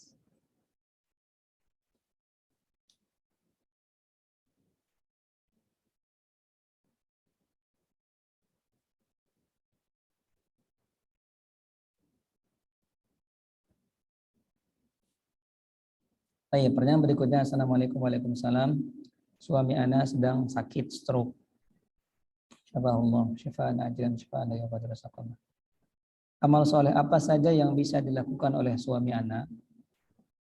Saat ini sholat dalam keadaan duduk, sudah bisa berjalan. Apakah berdosa sudah 6 bulan ini tidak melaksanakan sholat Jumat? Lalu amal soleh apa saja yang harus ana lakukan sebagai istri di saat kondisi suami sedang sakit stroke? Pertama, banyak, Bu, ya, amal soleh yang bisa dilakukan oleh suami ibu. Banyak. Membaca Al-Quran kalau bisa. Kalau nggak bisa dengan lisan, dengan hati, nggak apa-apa, berzikir kepada Allah Subhanahu Wa Taala dengan hati. Ini amal soleh. Atau bersedekah. Ibu sedekahkan atas nama suami ibu, ya, dengan izin dia tentunya. Jadi ibu, dia ingin bersedekah, ya ibu yang bayarkan kalau misalnya kesulitan dalam pergerakan. Jadi banyak, ya, amal soleh yang bisa dikerjakan, terutama amalan hati. Karena insya Allah, ya, stroke ini terganggu pada perbuatan dan ucapan. Ya. Dan jika sudah bisa ucapan, maka alhamdulillah, ya, banyak berzikir, membaca Al-Quran, ya. Kemudian apalagi di sini, ya, alhamdulillah sudah bisa duduk, sudah bisa sholat, maka sholat dengan duduk nggak masalah. Ya. Begitu pula sudah bisa berjalan, apakah berdosa sudah 6 bulan tidak melaksanakan sholat Jumat? Tidak, Bu, ya, karena ini uzur. Karena ini uzur. Beda kalau sengaja tidak sholat Jumat maka berdosa. Tapi kalau uzur, ya, Bu, ya, uzur memang sakit tidak bisa sholat Jumat, maka insya Allah Allah Subhanahu Wa Taala akan maafkan. Walaupun cuma bisa sholat duduk, sholat dengan duduk. Kalau bisa sholat Jumat sudah bisa pergi, ada yang mengantar, antarkan, ya, Bu, ya. Jadi dibantu juga untuk melaksanakan sholat. Jadi perkara sholat sambil duduk atau tidak itu boleh ketika uzur. Nabi mengatakan, sholli qa'iman fa illam yastati faqa'ida. Sholatlah dengan berdiri. Kalau enggak bisa, faqa'ida, maka sholatlah dengan duduk. Dalam hadis riwayat Bukhari. Jadi Nabi mengatakan boleh, gitu ya. Ketika enggak bisa berdiri, bisa duduk, silakan sholat dengan duduk. Dan duduk dalam sholat itu bebas, ya, Bu, ya. Tidak ada cara duduk tertentu dalam sholat. Hanya saja ada sebuah riwayat dalam riwayat An-Nasai, di mana Ummul Mukminin Aisyah radhiyallahu anha mengatakan bahwa Nabi SAW ketika sholat duduk, beliau sholatnya itu mutarabbi'an, dengan bersila. Itu dia bersila. Jadi ini salah satu riwayat dari Ummul Mukminin Aisyah radhiyallahu anha. Tapi para ulama sepakat bahwa kalaupun nggak bisa bersila, selonjoran kah, duduk bagaimanapun caranya, itu sah. Jadi kalau sudah bisa duduk dia sholat bisa, maka bisa dengan amal soleh, dengan sholat sunnah, sholat wajib, ya. Jika bisa ke masjid, ya tadi sholat Jumatnya diteruskan, dikerjakan lagi. Ketika sudah bisa ke masjid, maka kerjakan lagi sholat Jumat. Lalu sebagai istri juga banyak ya amal soleh yang bisa dilakukan adalah membantu suami tadi, ya, mentaati suami. Ini amal soleh yang sangat besar. Ketika suami sedang sakit, ya ibu, tetap berbakti kepada suami ibu, membantu segala kebutuhannya, itu di antara amal soleh yang begitu besar. Karena kita tahu ya, amal soleh seorang wanita itu, ibu, masya Allah. Dalam hadis riwayat Ibnu Hibban, ketika seorang wanita, kata Nabi SAW, "Idza shallatil mar'atu khamsaha", ketika dia salat 5 waktu, wa shamat syahraha, dia puasa bulan Ramadan, wa hafizat farjaha, dia jaga kehormatannya, wa ata'at ba'laha, dan dia mentaati suaminya, maka dia boleh masuk ke dalam surga melalui pintu yang manapun dia inginkan. Jadi ini amal soleh yang paling besar.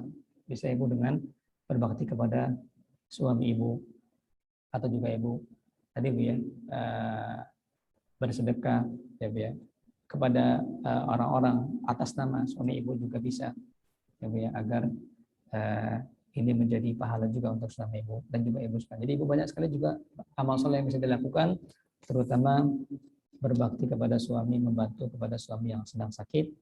Dan mudah-mudahan Allah Subhanahu wa taala menyembuhkan suami ibu. Amin ya rabbal alamin.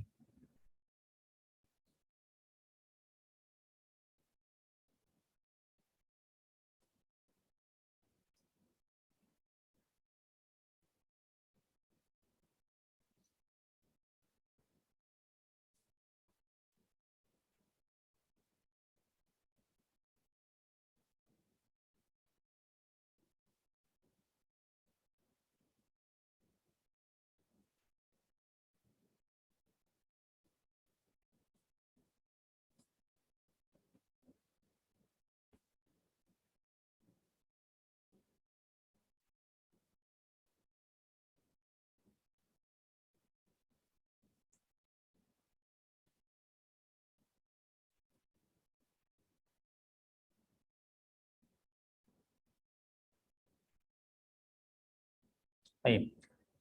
Assalamualaikum warahmatullahi wabarakatuh. Waalaikumsalam warahmatullahi wabarakatuh.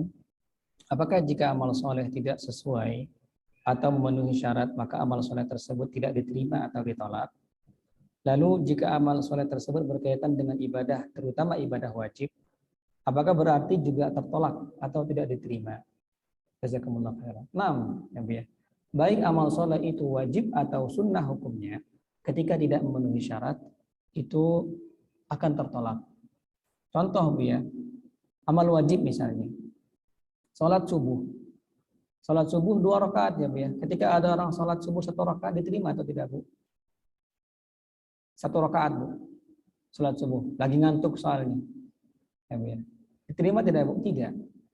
Walaupun itu adalah amal wajib. Kenapa? Karena tidak sesuai. Atau dia sholat subuh tapi nggak ikhlas, riya, sum'ah, seperti orang-orang munafik. Orang-orang munafik, dia sholat bersama Nabi Sallallahu Alaihi Wasallam. Tapi apa kata Allah?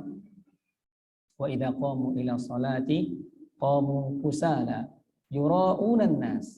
Orang munafik itu kalau sholat qamu kusala, mereka malas-malesan. Yura'unan nas, dan sholatnya mereka itu riya. Jadi sholat bersama Nabi itu di masjid itu biar kelihatan aja saya orang muslim loh. Gitu ya. Saya sholat juga sama Nabi Sallallahu Alaihi Wasallam. Padahal sholat wajib, tapi tidak diterima.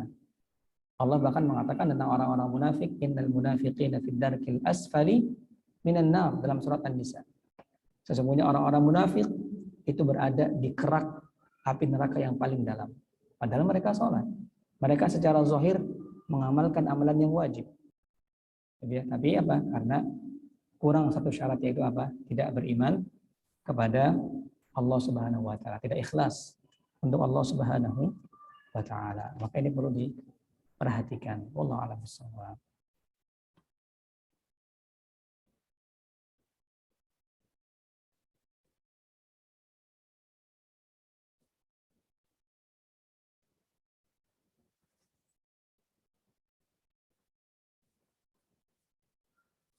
Baik.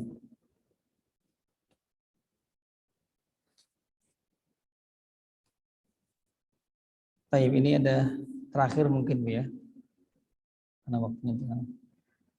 Baik, Assalamualaikum Waalaikumsalam warahmatullahi wabarakatuh. Apakah ini riya atau sum'ah jika kita lillahi ta'ala dalam amal soleh, lalu di sisi lain kita ingin dikenal sebagai orang yang baik oleh manusia, untuk indikator diri bahwa kita sudah melakukan kebaikan terhadap sesama atau masih punya celah kepada manusia sekitar untuk kita perbaiki. Untuk berharap saat mereka menganggap kita baik, bahkan saat kita telah meninggal, berharap menjadi limpahan pahala jariyah karena telah memberi kesan, contoh. Kemudian apa ini?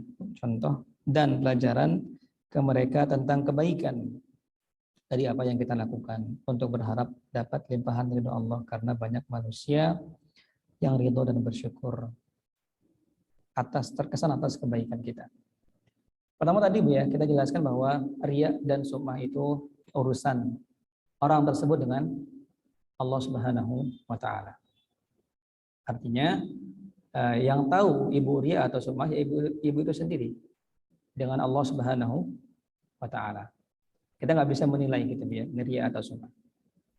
Tapi apakah boleh kemudian kita beramal soleh? Insya Allah ikhlas karena Allah Subhanahu wa taala. Tapi kita ingin juga orang mencontoh atau orang mengenal kita sebagai orang baik gitu. Paling enggak nanti kalau kita meninggal kita diurus sebagai orang baik.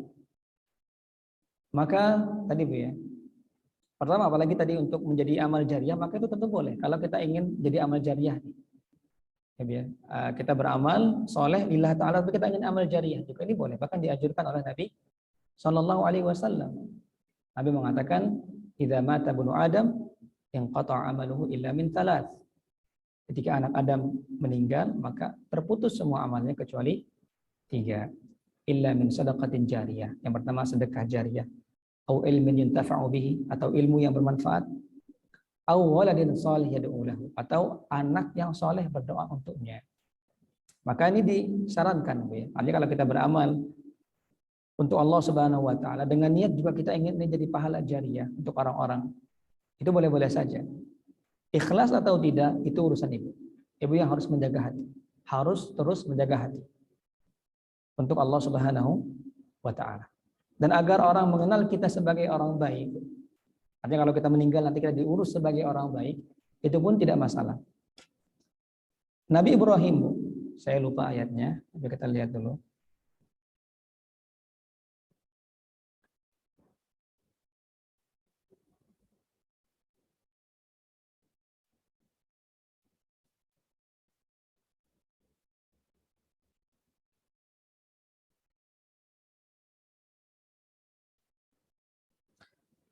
Nabi Ibrahim, Bu, di antara doa yang beliau panjatkan kepada Allah Subhanahu wa taala itu tercantum dalam surat Asy-Syu'ara. Dalam surat Asy-Syu'ara ayat ke-84. Di antara doa Nabi Ibrahim kepada Allah Subhanahu wa taala adalah beliau mengatakan, waj'al li lisana sidqin fi akhirin. Kata Allah Subhanahu wa taala, waj'al li lisana sidqin fil akhirin.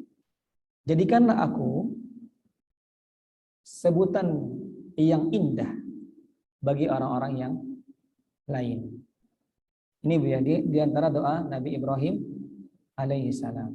Beliau berdoa kepada Allah, jadikanlah aku, wahai Allah Subhanahu wa taala, jadikanlah aku ini lisana sidqin fil akhir. Adalah sebutan yang baik dalam lisan-lisan orang lain. Artinya jadikanlah aku itu disebut menjadi orang baik di tengah-tengah manusia. Maka dibolehkan. Kita ingin ya, ingin kita dikenal menjadi orang baik agar paling tidak tadi kita meninggal diurus sebagai orang baik. Gitu Bu ya. Maka itu boleh-boleh saja. Yang tetapi tadi Bu ya, tetap kita menjaga, tetap fokus utamanya adalah harus ikhlas karena Allah Subhanahu wa taala. Tetap ini yang paling utama. Walaupun orang tidak menganggap kita baik, yang penting kita ikhlas karena Allah Subhanahu wa taala. Jadi berdoa boleh-boleh saja. Di antara doa Nabi Ibrahim adalah waj'alni lisana sidqin fil akhir. Jadikanlah aku wahai Allah Subhanahu wa taala untukku sebutan-sebutan yang baik di tengah-tengah manusia. Artinya jadikanlah orang-orang lain itu menyebutku dengan hal-hal yang baik. Ini di antara penjelasan para ulama tentang ayat ini dalam surat Asy-Syu'ara ayat ke-84. Jadi bisa, ya, kita berharap kita berbuat baik agar ya orang tahu kita ini adalah orang yang insya Allah baik. Orang akan mengurus kita dengan cara yang baik. Atau mungkin menjadi contoh yang baik bagi orang lain, itu enggak masalah. Masalah hati itu harus Ibu arahkan biar dia tetap fokus utama adalah ikhlas karena Allah Subhanahu wa taala. Itu jangan sampai kendor Bu istilahnya. Kalaupun orang tidak menganggap kita baik atau orang tidak mengucapkan terima kasih bahkan, maka jangan membuat itu kemudian kita malah berhenti beramalnya. Nah itu salah satu indikasi itu kita nggak ikhlas ya Bu ya. Kalau orang nggak nganggap kita, orang nggak bilang terima kasih, kita jadi down gitu Bu ya. Kita jadi males. Nah ini salah satu indikasi kita ikhlas nggak berarti. Nah, jangan sampai seperti itu. Jangan sampai seperti itu. Kalau orang kemudian bisa mengikuti kebaikan yang kita contohkan, alhamdulillah. Kalau tidak ya sudah kita jalan sendiri. Yang penting kita mengharapkan ridha Allah Subhanahu wa taala. Wallahu a'lam bishawab. Demikian mungkin Bu ya, sudah hampir jam 11. Kita selesaikan kajian kita. Mudah-mudahan bermanfaat untuk kita semuanya. Lebih kurangnya saya mohon maaf. Subhanakallahumma bihamdika asyhadu an la ilaha illa anta astaghfiruka wa atubu ilaik. Assalamualaikum warahmatullahi wabarakatuh.